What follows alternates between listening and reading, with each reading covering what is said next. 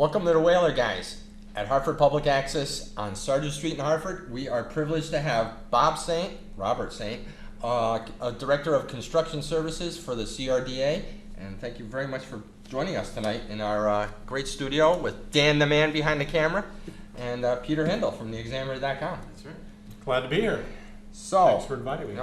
Anytime. We had Michael on. He talked about the plans for the future. And now we have you who survived.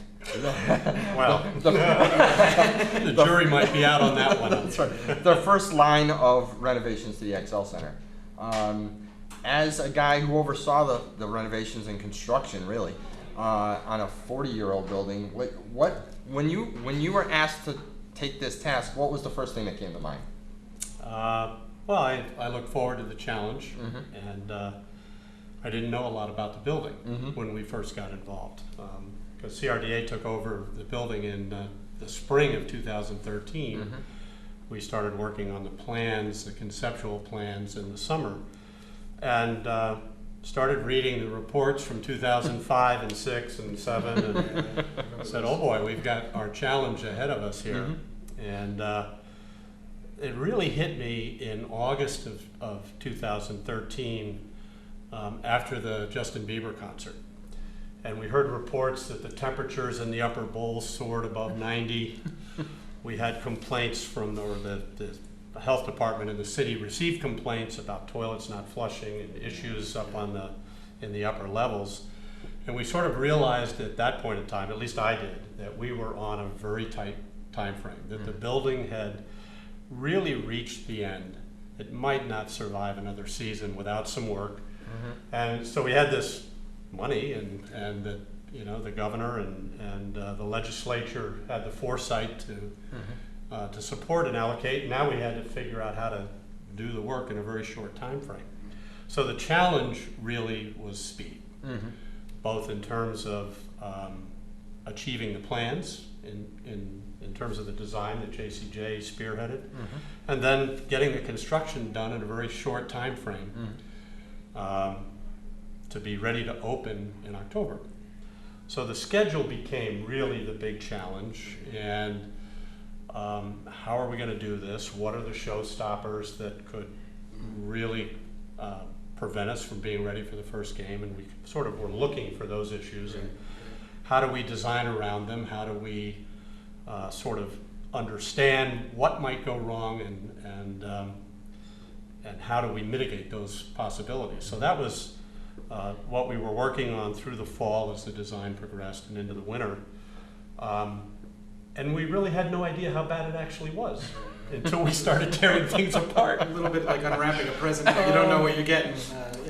You know, fortunately, we had a really good team, both in terms of JCJ, their experience with hospitality and arenas, and specifically in the building, and being local in Hartford was a huge help. So we had a really good design team. We had great leadership from Mike and the governor's office. I think everybody maybe should know, if they don't already, that the fan club was the governor's idea. Oh, that's great. And you know, it was kind of interesting. We were touring through the building, and he, in that area of the building, walked out into the bowl and down a few steps. He said, you know, I think we need to take out this wall, extend the concourse out over here, get rid of these seats, and make this I think we referred to it originally as the Everyman's Bar, but it became the fan club as it. And I thought about it, and wow, that sounds like a pretty good idea. And then we started working on it and said, yeah, I think we can do this. Right. And it's been a great success. Yeah, absolutely. Michael Freemuth was here, and he told us that the fan bar is actually doing 50% above of the projections for revenue. Yeah. So that tells you right there, it's a big deal. I mean, when I go, especially with the UConn games, I mean, you can't really even get in there. So. No, it's really we'd heard they said, well, the governor was like, well, what about putting one at the other end? And everyone was like, well, hang on a second, you know. But it's great to see that you guys went through this. You know, when you took apart the building, you know, there's things that, and I talked to this off camera a little bit, that you don't know what's behind this wall, or you don't know what issues are. You know, there was plenty of electrical work to be done. I mean, we were talking or listening to the videos that they're on the XL Center. You can go to YouTube and watch. the update, I think there's like 12 videos, but something like there was 10 miles of conduit, 45 miles of electrical wiring. I mean, you think about the task, and that's the money that people don't see. People came in and they said, "Oh, there's a fan bar," and this, but people don't see how much you guys did behind that, and not to mention what you did for the athletes, for the performers, because you did a lot of things below the bowl to upgrade that. And we'll go into some of the safety issues that you had, with the doors, removing the doors, which was supposed to be done, I think, in early November. You thought that, but because of safety concerns and making sure it worked correctly, it just happened at the end of February. But it's a difference maker. It makes that bowl look completely different than I've ever seen it before. We spent a lot of time. It does, and it goes right in line with Global Spectrum initially when we had them on the show, where they wanted to have that great fan experience. And now, outside the naysayers that say, I don't see any change in the XL Center. Well, first of all, you probably don't see anything anyways if you can't see what's going on. Because me, who's been going there for many, many years, saw a pleasant modern look.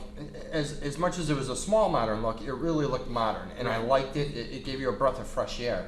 And that we had people, even on some of the radio stations, they were saying, I went there the other night, I didn't see any changes. Well, you're not looking, And the big thing is, like Michael said, and like you said, a lot of it is below the surface that you were not going to see, but you kept the facility running. Right. And so, once you hear these people, you then educate them in what really happened. And, and that's the important thing. You had a lot of partners in this, and it wasn't just you guys, it wasn't just the state, it was the contractors working. And we were in Hartford many times, walking by the XL Center at 8 o'clock at night, you hear bang, bang, bang, and they're working away in there. And we were actually excited to see what was coming. Right. Because I think you had 2 shifts, 5 days a week, and then you had a Saturday shift. Right. And that's a tremendous amount to manage. And as you said, you had a good team. There's a lot of people that you don't know who they are, but they helped make this whole thing happen. And to pull that off in that time frame, it was about 10 to 12 weeks, would you say you guys had? We started July 1. July 1, and you wrapped up like first week of September? Well, we struggled to be ready for the first Wolfpack game in early October. We had a couple of concerts, or at least one, in the mix in September that, right during crunch time, let's bring and fill the place. Test everything. With stuff not completely filled. That's right, It was a huge challenge. But it was, I think, worth it. And Demio, they really did an excellent job managing a very difficult project, fast track.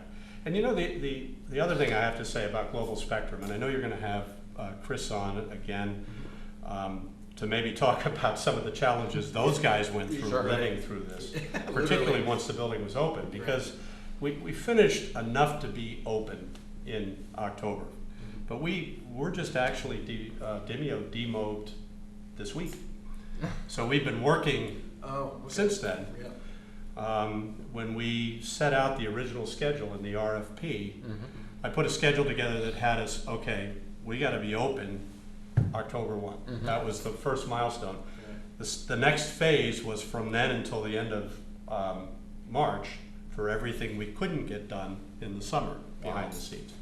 And when you look at the numbers, getting back to your point, about only 24% of the budget was spent on the renovations that people can see and touch and feel. 34% was on the mechanical systems and electrical systems and life safety systems in the building, and about 17% on IT, audio-visual, upgrading the entire infrastructure to HD, and the new center hung board and whatnot. So there is a lot behind the scenes. We needed to make sure that people were cool and comfortable, and that most of the stuff worked. I love the explanation on what was the air conditioning. When Michael was talking about it, he goes, all you have to do is point it this way. And that's all we had to do. We didn't need 8 engineers to point it this way. The ductwork. Right. He was talking about that. One of the issues in the building has been soft ice, and what he's referring to is the registers on those big overhead spiral ducts were pointing straight down on the ice, and the engineers wanted to move them. That was easy. and they wanted us to put desiccant heaters in. You know, not heaters, dryers. Yep. And we had heard stories, and I've never experienced about fog on the concourse and some of those kinds of issues, particularly in a season like now, where the Wolfpack goes into playoffs and postseason, and the schedule carries on into the warmer months. We didn't do that because we spent that money, which was, you know, well over $1 million, close to $2 million for those desiccant dryers. We spent that money on a state-of-the-art smoke control system to improve the life safety of the building. So we were dealing with those kinds of, we only have so much money, we're trying to buy 10 years for the life of the building, what are the critical issues, where do we spend it, how do we spend it? And that's where, getting back to Global Spectrum, during the summer they did the heavy lifting on determining what the plan should be, what specific things we should try to do, and what the budgets probably will be for that. You know, when we were doing this, okay, do we do this or this? We only have so much money, and how do we best spend that money to buy, you know, 5 to 10 years for the building? They were the ones that really came up with a plan that, you know, we made changes. They had a club down on the event level that became the fan club. But sort of big picture, they did an excellent job putting that plan together, which was just a concept and ideas really, and then JCJ turned them into the design that we ultimately built. So Global Spectrum's involvement in the beginning, in the early planning, and then surviving through the construction. JCJ doing the design work, and the construction team that Dimeo put together just did a fantastic job putting it really well. And to see Chris walk around even today, and he always had a smile on his face. Yeah. He never saw a frown. He never let on that, you know, all this was happening back here. He was out there saying hi to people, all that, and you know, what a great guy to kind of not show the stress that he was probably feeling. Yeah, you guys could literally write a book about all the little anecdotes and things that you know, you thought it was going this way, something wasn't hardwired, you thought it was, or, you know, things like that. And that's why it's such a monumental task. And that, when you're looking at it, it's just $33 million. The new arena plan that they talk about, well, I say transformed arena with $250 million. That must be, in your mind, like a giant. I can't even get the words out, because when you think about how big this was, now Let's that see, when am I going to retire? Yeah, exactly. Right. How many more years? Right. So I mean, you know, there's still possibly work to be done, and would you be involved in that if that went to fruition? That's the current plan. Yeah, we're in the planning phases. The reality of the building is the systems are. Most of them are 40 years old. Some of them were replaced after the collapse in '78. And so 35 to 40 years old, systems that probably were intended to last 25. And so they really are at the end of their life. Now we've done, you know, we've replaced belts and motors and bearings and cooling coils and some pipe and new fixtures in the bathrooms and whatnot, but the mechanical infrastructure is still in tough shape. Just the other day, a fan went, an exhaust fan, not a critical element, but it stopped. What's the issue? Well, the issue is the breaker that feeds power to the fan is shot. So what do we do about that? Well, there's somebody somewhere that restores these breakers. You know, it's like sending the antique out to somebody who is working in his basement and fixing it. Right. Need someone with a special skill set. And that's because the electrical infrastructure, I mean, you know, most of the infrastructure for the life safety, we replaced a lot of it as part of the project. But a lot of it still exists. The company that manufactured these panels and whatnot went out of business about 21 years ago. So what happens? You find somebody to restore an old breaker, or you put a new panel in that costs about $10,000, and you know, so these are the kinds of things that we continue to deal with. The project is really, you know, we've expended the funds, we're really done, and we're still having these things. Anything that we haven't touched is failing, and that's the reality of the building. But the bigger issue with the building is not so much the infrastructure, and I think we've probably successfully bought 10 years. Chris may disagree, but because he's now living with the building. Yes. But the bigger issue are some of the things that we couldn't fix. When we started, the building had 79 toilets. A building, and we actually, you know, we don't have enough accessible toilets. So what do? We take out some of the 79 to be able to make room for an accessible toilet. We did a few of those. Yeah. But in a modern facility that seats this many people, Yeah. you would have 179 toilets. Yeah, Holy that's cow. true. So if you wonder why people are standing in line, Yeah. you know, during intermission, Yeah. that's why. And that we don't have in the current plant, the physical Right. geography there, where there's no place to put them. Yeah. And, you know, so those are the realities that we're facing in the building. It's the infrastructure is old, it is shot. We did a lot of work to try to keep it going for another 10 years. A lot of that was deferred maintenance. But the simple reality is we need another 180,000 square feet of space throughout the building to bring it up to contemporary standards. And that's what the new project really is all about. Yeah, and it was funny when we were looking at the plans the night of the meeting. You could see comparative buildings throughout the nation and how actually big of a footprint we have. That was amazing. It was I never even thought of that. I mean, you look at what was it, Winnipeg, or was it Tampa Bay? I think it's bigger than, well, first of all, the square footage you're Yeah, talking yeah, about? square Bigger than MSG, bigger than Madison Square Garden, Boston Garden. Yep. Then there was it was close to Pittsburgh? the Rogers Center. Okay. Yep. And it was a little bit smaller than Pittsburgh. Okay.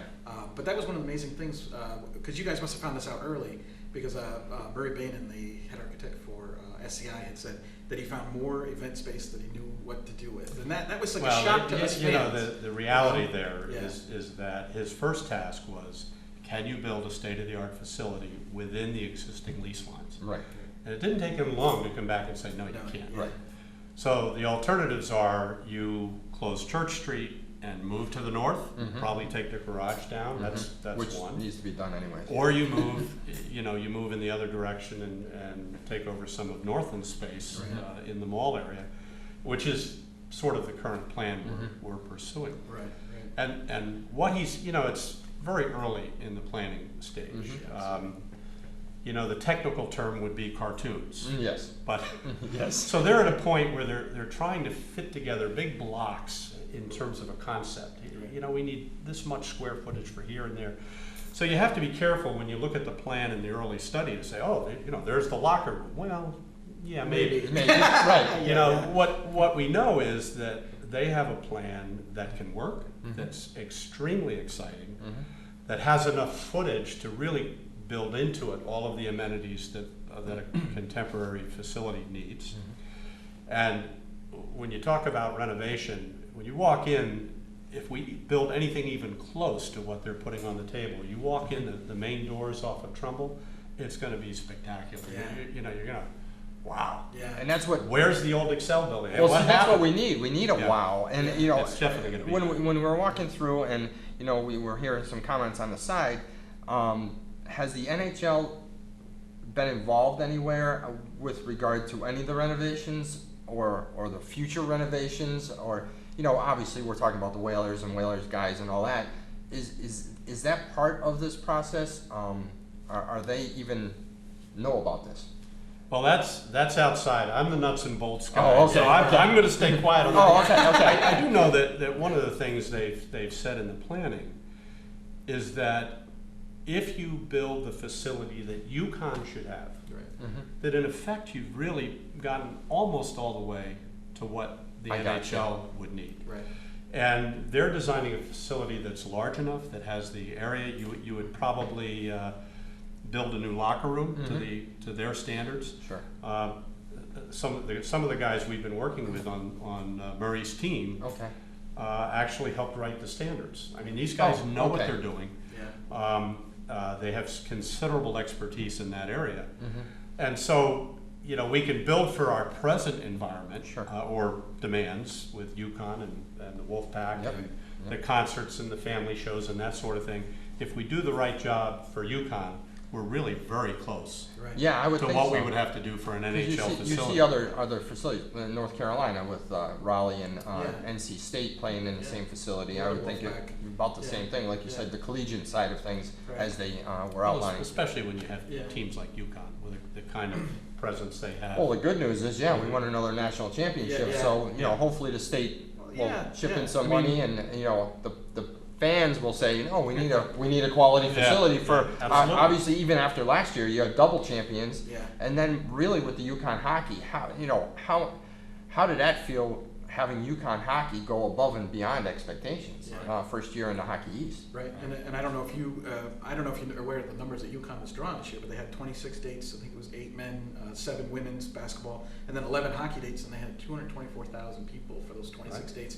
And then you add in the Wolfpack, under the Wolfpack brand, the attendance has been declining each year. This year it's most better. likely, and that really to me is, and it's my opinion, but it's a tribute to the work that you guys did because it is bringing in people. Well, I'd like to think so. No, I think so. with all those sleepless nights. Exactly. Wondering what's going to go next. Right. So that's a tribute to the work you guys did. I mean, it's almost like a little bit of a proof of concept. Yes. So we're looking forward to it. We love what you've done so far. So and it's still just amazing when we think about how much work was done, and people will never really understand that. Yes, and the other thing is what we really liked is when Michael came on the show, he talked about the fan club. Or the fan bar area, and there's all Hartford-based beers in there, or Connecticut-based beers, and that's a neat thing to have in there to show state pride, city pride. If it, Hooker's been huge. With the baseball stadium, Hooker's down there. This is a good thing. Ownership. Yeah. I mean, the Whalers logo has never gone away because it's ours, and when you talk about ownership of where you live, territorializing, that's why. Everything's still proud to be part of Hartford. And, Well, that's another thing that when Governor Malloy, on that day in the fall, not only was there going to be a fan club, but we should serve only Connecticut beer. Yeah, perfect. Absolutely. So we were just following his mandate. Or at least Global was. You had a good idea, and you were joking, but you had a great idea because I saw the video where you're up on the roof of the XL Center. You're going over the 21 fans that are part of the safety issues that pull the smoke out of the building should there ever be an issue.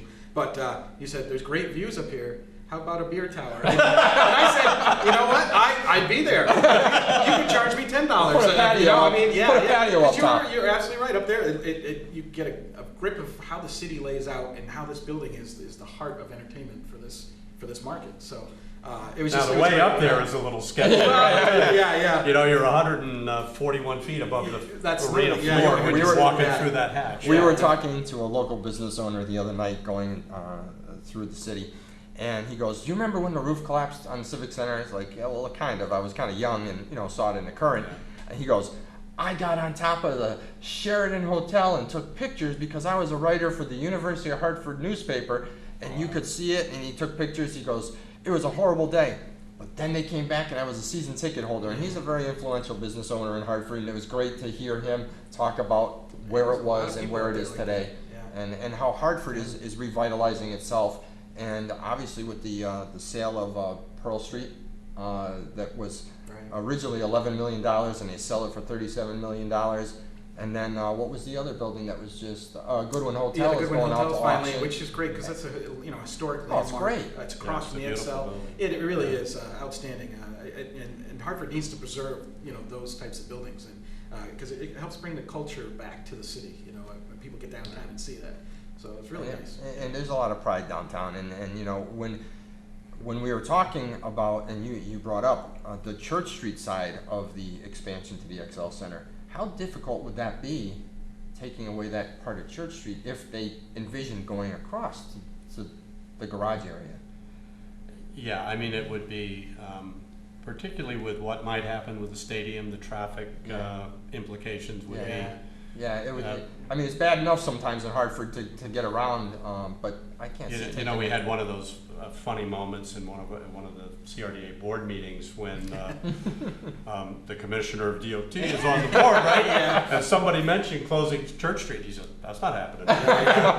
Okay. It would be a challenge. You could figure it out. At one time, Pratt Street used to go all the way through, and they it is. But we're trying to become more of a pedestrian city too. So that would be. Well, it's one thing they're trying to do is communicate with the outside city in a better way. Because right now it's an old building that back in those days it was it's like walled off from the city. Oh yeah. And now look at it. I mean, it's like the nucleus. I mean, when the talks came out of, are you going to build it in place, or an alternate location. My opinion was, you got to leave it there. I said, you've built Strong. everything around it, Yeah. and now you're going to take that away. It's the staple of what's downtown. You can't take it away. And you know, when you're looking at it, and what you guys are tasked to do, and you know, we wish you the best. We really want to see this succeed, and we want people to be happy about going to the XL Center and support Chris and his crew at Global. So we'll have to see how that goes, and the Wolfpack, and see how they do in the postseason. Yeah, that's true. We can make it happen. Yeah. If the desire is there, we can make it happen. I think the desire Take is care there. of the desire part. Yeah, we'll keep plugging away. Just start listening. You know, and the other thing is we have to get the local media to buy in. As we discussed off camera, Peter and I, we talked about why wasn't more media at the CRDA public. It's a public meeting. Why isn't, we had one news crew there, and I will give them credit, Fox 61, thank you, for coming down. This is a big deal for Hartford. Yeah. Why isn't everyone covering this? Sure. Especially, well, they can talk about UConn all they want. Yeah. Well, you should show up to where UConn plays, as far as Yeah. I'm concerned. Yeah, So, thank you very much. So, but as we wrap up, you know, we thank you so much for coming on. As things Enjoyed progress, we'd love to have you come back on and see if you're still standing, or, and see how you're making out. As long as Chris is still standing too. Hopefully, he'll be here next week. yeah.